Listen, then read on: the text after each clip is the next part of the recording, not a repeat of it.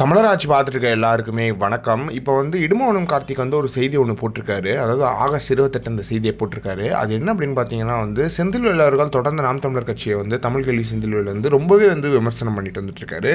அதுவும் திமுகவை விமர்சித்தா அவர் வந்துடுவார், திமுகலேருந்து யாரும் பதில் சொல்ல மாட்டாங்க, செந்தில்வேல் அவர்கள் தான் பதில் சொல்லுவார் அப்படின்றதுல எந்த ஒரு மாற்றமே கிடையாது. ஆனால் வந்து செந்தில்வேல் அவர்கள் சீமான் அவர்களுக்கும் இடும்பவனம் கார்த்திக்கும் மிக நெருங்கிய ஒரு நபராக இருந்தார் அப்படின்றது எல்லாருக்குமே தெரிஞ்ச விஷயம்தான். இந்த நிலையில் வந்து இடும்பவனம் கார்த்திக் சொல்லும்போது அண்ணன் மீது கடும் விமர்சனம் வைக்கும் வன்மத்தை கொட்டுகிற செந்தில்வேல் அவர்களே, சீமான் அண்ணன் பேச மாட்டேங்கிறாருன்னு கண்ணீர் சிந்தி அழுதது நான் கையை பிடித்து தேற்றியது நினைவிருக்கா செந்தில்வேல் அவர்களே அப்படின்னு சொல்லிட்டு ஒரு ட்வீட் போட்டிருக்காரு. அது மட்டும் இல்லாமல் காசு பணம் உங்களை தேடி எவ்வளவு மாற்றி இருக்கிறது அப்படின்ற மாதிரியும் சொல்லியிருக்காரு. சீமான் அவர்கள் பேசலன்னு சொல்லிட்டு கண்ணீர் சிந்தி அழுதுருக்காரு செந்தில்வேல் அவர்கள். இது பயங்கரமாக இருக்குது.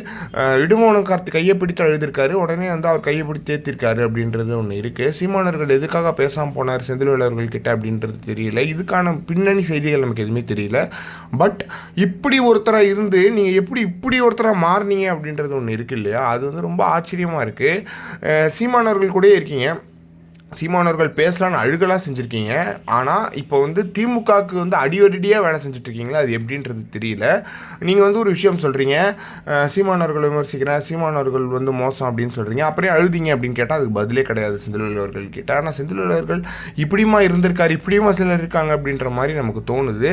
இப்படியும் அடிச்சுட்டு இப்போ அப்படியே போய் எதிர்த்துன்னு எப்படி பேச முடியுது அப்படின்றது தெரியலை.